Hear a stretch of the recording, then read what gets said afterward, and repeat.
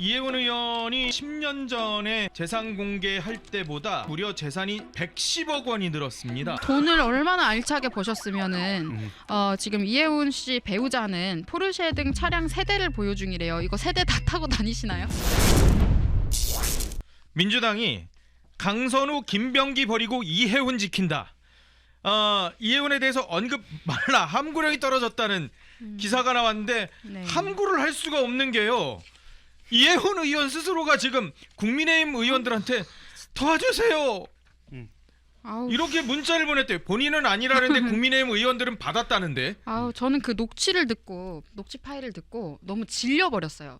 이분이 그 인턴한테 소리 지르는 거 듣고 나는 와. 너를 그래. 뭐 이렇게 막 야야 두 번 소리 지르는 거 진짜 예. 너무 저는 그거 딱 듣고 무슨 생각했냐면 성대모사 하실 뻔했어. 지금 이재능 대변인 저는 그걸 딱 듣고 재능이 있으시네. 네. 우리 국회에서 네. 목청하면은 최고로 유명하신 서영교 의원과 비슷하다. 그거 목소리가 몰랐구나. 저는 목청대장이신 것 같은데 네 근데 제가 이게 이혜훈 지킨다 이것도 예. 어색하지 않아요. 왜냐하면 예. 이혜훈 이분이 지난 방송에도 제가 말씀드렸지만 예. 문재인 때도 이미 입각하고 싶어서 그때 문재인이 너무 잘해서 무섭다 이런 말씀하셨던 분이에요. 그리고 그때도 뭐 부총리니 장관이니 뭐 임명설 같은 거 그때 이미 돌았었고요. 그러니까 친문으로 더 우리가 볼 수도 있는 것 같아요. 그러니까 강선우, 김병기는 친명이잖아요. 그러니까 지금 정청래 친문 체제, 그 기득권 586 카르텔 체제에서는 강선우, 김병기는 버려도 되고 예. 이혜훈은 문재인 때부터 충성해 왔으니까 이혜훈은 지킨다. 뭐 이런 식으로 우리가 봐도 충분할 것 같습니다. 충성까지는 아니고. 예. 그때 정말 말이 심했어요. 예. 국민이 기다려온 뭐 가뭄의 맞아요. 오아시스 그런 같다. 뭐 굉장히 북한인 좋은 표현을 줄. 써줬었죠. 네, 북한인 줄 알았습니다. 바른정당 아마 네, 시절이었던 바른정당. 것 같은데. 예. 그때가 또 인턴 갑질 시기랑 비슷한 시기입니다. 그래요? 그러면 바른정당 때 인턴한테 갑질을 해서 그 바른정당 때 녹취가 지금 나온 거잖아요. 그리고 또 그때 그 사람이 이혜훈이 어떤 말을 했었냐면 막 박근혜 대통령을 비방을 하면서 문재인을 추켜 세우는 말을 하고 많은 분들이 기억하실 그 조국이랑 막 팔목 걷어올리는 셔츠 사진 그런 거 보고 정말 소통의 장면이라는 식으로 맞아요. 추켜 박근혜 세웠어요. 정부 시절에서는 볼 수 없었던 뭐 이런 네. 그런 표현을 썼던 걸로 기억이 네, 되는데. 그러니까 당연히 그러니까 본인들 기득권과 가까운 사람이니까 지키겠죠. 뭐 이런 걸 가지고 우리가 신기해할 필요도 없어 보여요. 예. 네. 우리는 근데 국민의힘에서는 못 지킬 것 같고요. 너무 뒤통수를 세게 맞아가지고 당 차원에서. 아니 국민의힘 그러니까 민주당이 의원들한테 지킨다. 살려달라고 뭐 굳이 뭐 그러니까, 아니, 지금까지 살려줬잖아요. 그러지만 자기는 지금까지 그 한동훈 체제 때 공천 받으셨잖아요. 한동훈과 어떤 관계가 있는지 모르겠지만 한동훈 때 갑자기 중구에 오셔가지고 아무 연고도 없이 갑자기 들어오셔가지고 공천까지 받으셨으면 이미 이 당에서 특혜라는 특혜는 서초에서 삼선하시고 특혜 다 받으셔놓고 도와달라 그럴 거면은 이재명 대통령한테 전화해서 도와달라고 하세요. 문재인한테 전화해서 너무 잘해서 무서웠는데 이번에 도와주세요. 그렇게 말씀하시는 게 도리가 아닐까라는 생각을 합니다. 그러니까 과거에 저는 뭐 친박계 비박계 그때는 뭐 정치에 제가 정자도 몰랐기 때문에 근데 비박으로 돌아설 수는 있어요. 근데 당시에 경선에서 본인이 승리하자마자 이 총선 실패는 박근혜 때문이다, 친박계 때문이다 이런 얘기를 하기도 했었고 이번에도 사실 중구 성동을에서도 총선 때 아마 3,000표 차이로 졌던 걸로 제가 기억을 해요. 3,000표 차이면 사실 지역구 관리 잘 해가지고 저희가 중구 얼마나 상징적인 지역이에요. 그럼요. 거기를 우리가 또 따올 수도 있는 건데 그걸 안 하고 지금 끝까지 숨기다가 그 지명 전날에 공개가 지금 보도자료와 함께 된 거잖아요. 그렇기 때문에 뒤통수를 너무 많이 쳤기 때문에 저희 국민의힘 차원에서는 용서할 수 없다라고 저는 생각을 하고 제가 서초구에서 30년 살았는데 서초구 3선 받은 것도 사실 너무 이례적이잖아요. 여기는 굉장히요. 여기는 저희 어머니가 출마해도 바로 당선되는 곳이거든요. 서초구는. 근데 여기서 지금 3선이라는 특혜를 받았다는 것은 당에서 받을 거 다 받고 결국엔 뒤통수 쳤다라는 그 지점 때문에 저는 절대 용서하거나 살려주는 의사가 없다. 그래서 친구 엄마라 그랬구나. 그리고 이혜훈 이분이 과거부터 사회주의자적인 성향 많이 드러냈었고요. 아니 설마요. 맞습니다. 그래도 KDI 연구까지. 그게 KDI에서 연구를 해도 본인 성향이 사회주의자일 수 있는 거죠. 이 사람 사회주의자였어요. 정경련에 대해서도 굉장히 비판하면서 존재 이유도 발견 못했다 이런 이야기 하고요. 그리고 우리 대기업들, 기업들에 대해서 비하하는 시선을 노골적으로 굉장히 표출을 많이 했습니다. 재벌이 문제다 뭐 이런 식으로 이야기하면서 사실상 이 사람들이 유승민이든 그리고 이혜훈이든 이런 사람들이 계속 해왔던 단어들을 뜯어보면은요. 예. 사회주의자의 언어에 가깝습니다.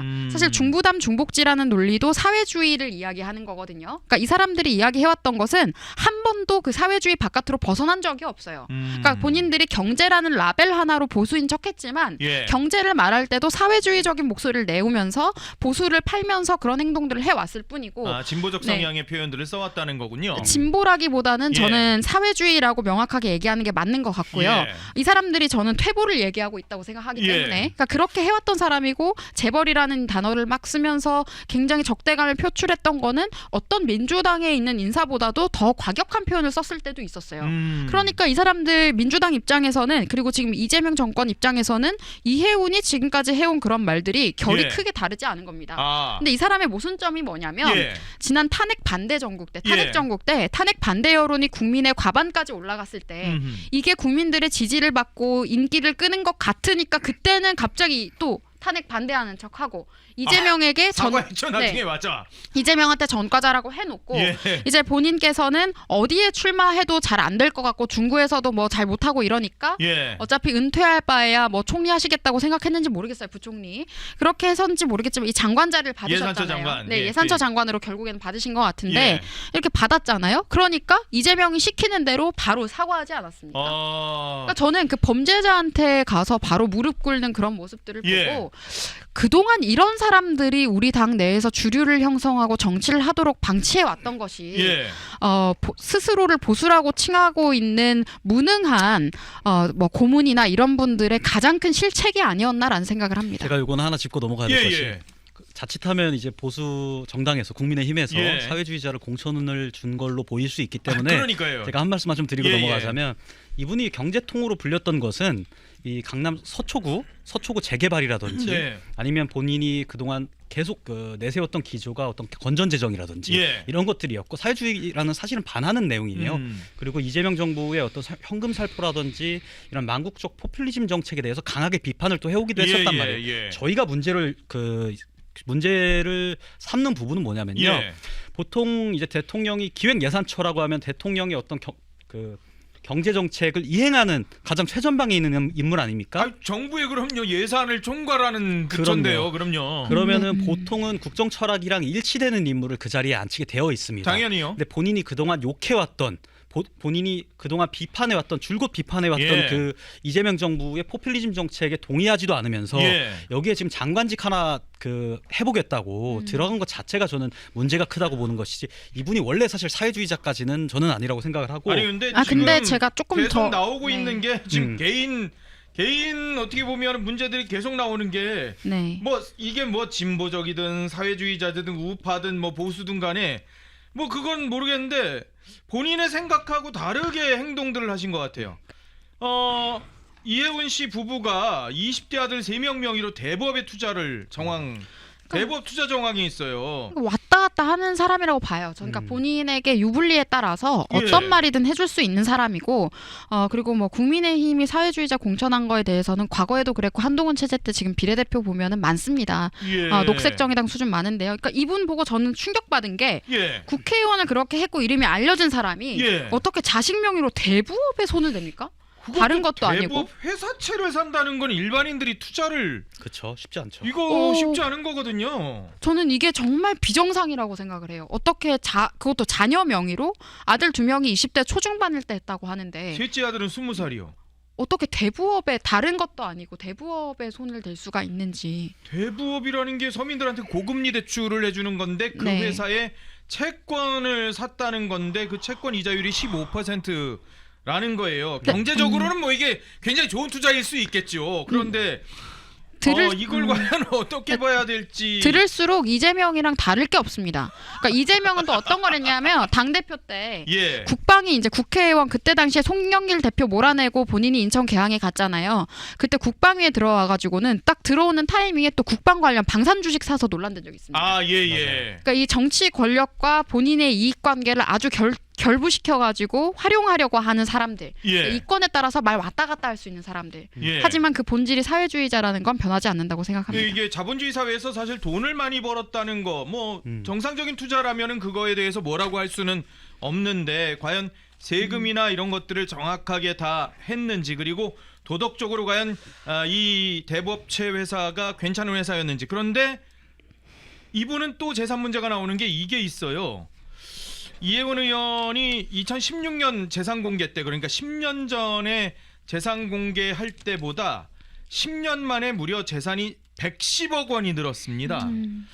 사실 일반적인 서민들 상식으로는 10년 만에 110억, 1년에 10억씩 늘었다는 얘기인데, 이게 뭐 아파트 값이나 이런 게 오른 것도 있습니다만은 대체로 보유하고 있던 게 뭐냐면은 비상장사 주식이에요. 네. 이걸 76억을 몰빵을 하셨어요, 거의. 그러니까 완전 저는 볼수록 이재명 같아요. 왜 또 이재명? 아니, 이 모든 정치 행위를 예. 본인의 입속을 챙기는데 다 활용을 해온 거예요. 그리고 앞서서 그 대부업 관련해서도 말씀하셨는데 예. 그때 문제가 되는 거는 예. 이혜원 본인이 현역 국회의원일 때 그렇게 했습니다. 그러니까 이게 더 큰 문제가 되는 그렇죠. 겁니다. 그러니까 현역 국회의원이 20대 자녀들 명의로 대부업 투자를 한다는 게 그거 자체가 도의적으로 우리가 바람직한 모습은 아니잖아요. 그럼요. 근데 거기에다가 지금 보니까 뭐 비상장 주식에 뭐 이런 것들 사실 그 출처를 알 수 없는 여러 가지 내용들이 너무 많아 보이네요. 10년 만에 비상 이게 110억이 늘어나. 제가 아까 국정 철학이랑 안 맞는다라고 예. 말씀드렸는데 정정을 해야 될 것 같습니다. 국정 철학이랑 맞는 것 같고요. 이재명 정부 어차피 이재명 정권 국정 철학이요. 지금 대부업 뭐 이렇게 한다는데 이재명 대통령 지금 국채 발행 매년 110조씩 한다는 거 아닙니까? 여기에 지금 딱 맞는 인사라고 저는 생각을 하고. 그리고 서민들 저기 이율 깎아주라 그랬던 것 같다. 그런 맞아. 거랑도 잘 맞는 것 오히려 같고. 예. 그러니까 돈을 얼마나 알차게 버셨으면은 지금 이혜훈 씨 배우자는 포르쉐 등 차량 세대를 보유 중이래요. 이거 세대 다 타고 다니시나요? 골고루 뭐 기분 따라 바꿔 타시는지 모르겠지만 뭐 참 알차게도 정치하시면서 이게 100억이 그럼 증가한 거잖아요. 그런 거죠. 정치하는 기간 10년 내내. 만에. 그러니까 이런 것도 사실 특검 대상으로 보고 우리가 털면은 뭐가 나올지 모르겠다라는 생각이 들 정도입니다. 경제 전문가시긴 하시네요. 재테크. 정말. 대단하네요, 진짜. 그러니까 이게 제 생각에는 불법과 편법의 경계를 모호하게 해서 예. 이런 행동들을 해온 게 아닌가라는 생각도 듭니다. 아마 근데 이건 그냥 제가 별개로 말씀드리자면 예. 부동산에서도 꽤 큰 이득을 보셨을 것 같기도 해요. 왜냐하면 제가 반포 살았잖아요. 그렇죠, 반포에서 그렇죠. 30년 살았는데 저희 집은 자가가 아니었거든요. 예. 근데 반포, 자이, 레미안 이런 예. 데가 지금 시가가 거의 한 100억 가까이 되는 것도 예, 있죠. 되는 게 예. 있어요. 그래서 사실은 부동산 하나 갖고 있던 제 친구 집들도 예. 다 지금 100억대 부자가 되어 있는 분들도 많거든요. 그렇죠. 그러니까 이런 데서 아마 그리고 물가 상승도 있을 것이고 예. 자산 증식 같은 경우에는 국회의원으로서 아, 뭔가 이런 부적정한 행위들을 통해서 번 것도 있겠지만 예. 있을 수 있겠지만 전반적으로는 이런 부동산이나 이런 부분에서 더 영향이 있지 않았을까 싶고 제가 걱정인 것은 어쨌든 청문회에서 이분 떨궈야 되는 거예요. 이분이 그 보수 인사 출신으로서 예. 아마 내년 지선 지나고 지금 부동산가가 한 11.32%인가요? 아마 폭등한 걸로 알고 있는데 서울 아파트 값은 지금 최고치까지 올랐다는 예, 뉴스들이 그렇죠. 계속 나오고 있어요. 지금 문재인 정부 때 보다 훨씬 더 높은 수치로 예. 지금 오르고 있는데 아마 내년 지선 앞두고 전후로 해서 이 경제 지표들은 점점 더 안 좋아질 겁니다. 예. 환율도 마찬가지고 부동산가도 마찬가지고 지선 끝나고 나서 재산세 때리고 보유세 때리고 아마 더 그 국민들을 옥죄는 예. 수요 억제책을 강화를 할 건데 예. 그 과정에서 이 이혜훈이라는 사람이 이재명 대통령의 총알바지로서 보수 인사이자 총알바지로서 그렇게 이용될 가능성이 높기 때문에 예. 저는 지금 이혜훈이라는 이 사람이 청문회를 절대 통과하면 안 된다. 예. 그런 것까지 같이 좀 말씀드리겠습니다. 지금 그런데 기사가 하나 단독 기사가 하나 더 나왔어요. 뭐냐면 네네. 인천국제공항 인근 땅 투기 의혹이 있었잖아요. 이분이 이혜원 의원이 제가 미리 두 분한테는 못 드렸는데 지금 네네. 제가 들어오다가 발견해가지고 그러는데 이 인천국제공항 인근 땅 투기 의혹이 있었는데 그 토지 매입 당시에요. KDI 연구원으로서 주변 지역 고속도로 건설을 위한 예비 타당성 조사를 수차례 총괄을 했던 것으로 지금 확인됐다라고 한국일보가 단독 보도를 했어요. 그래서 그 부지 주변의 개발 호재를 미리 알고 투기성 매입한 것 아니냐 이런 의혹을 지금 제기를 했는데 진짜 이재명이랑 닮았다 생각하는 게 물욕이 어마어마하시고 본인의 이익을 위해서라면 뭐든지 하는 사람 같아요. 말도 바꾸고. 식사도 잘 하세요. 네, 그러니까 이게 굉장히 그걸 보고 제가 서영교 의원이랑 비슷한 걸 많이 생각했는데 예, 목소리도 크시고 말씀도 많이 하시고. 네, 서영교 의원이 쿠팡이랑 그때 밥 먹었다고 이렇게 얘기를 했잖아요. 예. 뭘 그렇게 많이 드셨는지는 모르겠지만 사실 제가 이혜훈 의원에 대한 평판 같은 것도 우리가 들어보면 예. 이런 먹는 거 관련해서도 굉장히 짜증이 많았다라거나 이제 보좌진들에게 그런 식으로 했다는 얘기들이 얘기가 많습니다. 나왔으니까 지금 네. 아들 위해서요 보좌진을 집사처럼 대했다라는 보도가 나오고 있어요. 공익근무지에 수박을 나르게 했다라고 지금 나왔고 수박을 왜 나르는 거죠? 아들 군복무하는데 잘하라 그랬겠죠 뭐. 그걸 보좌진을 시켰대요. 그리고 아들이 아프면 새벽 2시라도 병원 이송을 하라고 지금 얘기를 했다 그러고 중학교 시절에 동창생하고 충돌로 문제가 생기니까 보좌진이 직접 학교 찾아가서 문제 해결해 줬다라고 주장을 하고 있고요. 막내 아들은 서울 시내 파출소에서 공익근무할 때 이 이혜훈 후보 지시로 근무지 경찰관들을 위해서 보좌진들이 직접 수박 배달했다고 하고 있고, 그리고 지금 이혜훈 후보자하고 함께 일했던 현직 구의원은 여성분이신데 손주아 의원은 임신 중에 괴롭힘을 당해가지고 유산의 위기를 겪었었다라고 지금 얘기를 하고 있는 상황이에요. 그러니까 이게 따뜻한 보수들의 실체입니다.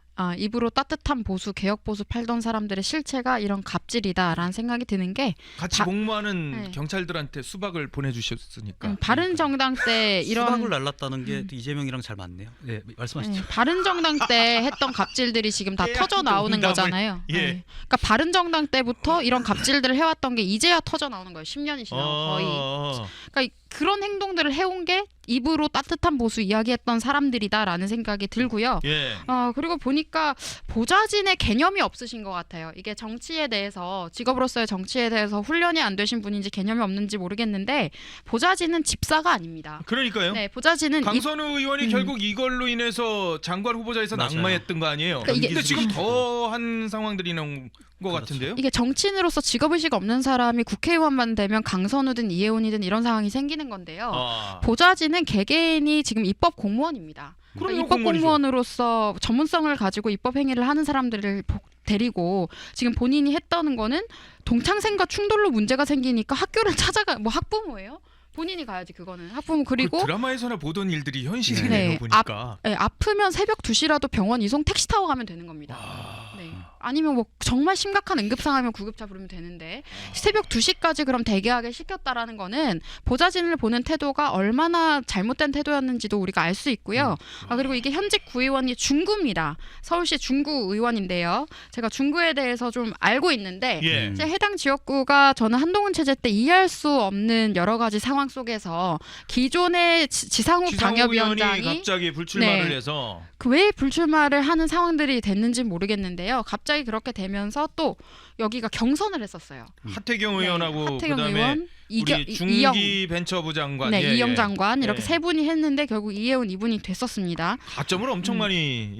근데 이분이 되고 나서 어떤 현수막을 걸었냐면 중구를 서초처럼이라고 걸어서 맞아요. 네, 중구 구민들이 정말 싫어했었어요. 그리고 지역 현안에 대해서 아는 것도 없고 관리도 잘 못하고 현수막도 이상하고. 그런데 지금 이제 기초의원이나 강역의원 단위에서 여러 가지 갈등 상황이 있어서도 오히려 피해자였던 해당 중구 의원, 여성 중구 의원에 대해서도 지금 제대로 조치를 안 해줬다라는 거 아니에요. 그리고 임신 초기에 그래서 유산 위기까지 왔다라는 것들을 지금 증언을 하신 거겠죠. 야, 이건 지금 뭐 심각한 상황들이 벌어지고 있는데. 그러니까 여성 가산점을 받은 사람이 여성이 피해를 본 사례에 대해서는 왜 목소리를 보태주지 않은 겁니까? 그러네. 그러니까 이게 모순입니다. 저는 이 사람을 완전히 민주당에 진작 갔어야 할 사람으로 보고 있습니다. 그러네. 여성 가산점을 받았던 그것도 뭐 이 하태경 의원이 굉장히 억울할 수 있을 정도의 상황이 벌어지긴 했었어요, 사실. 근데 그분도 지역에서 조금 잘못하신 게 많아요. 유세하시면서.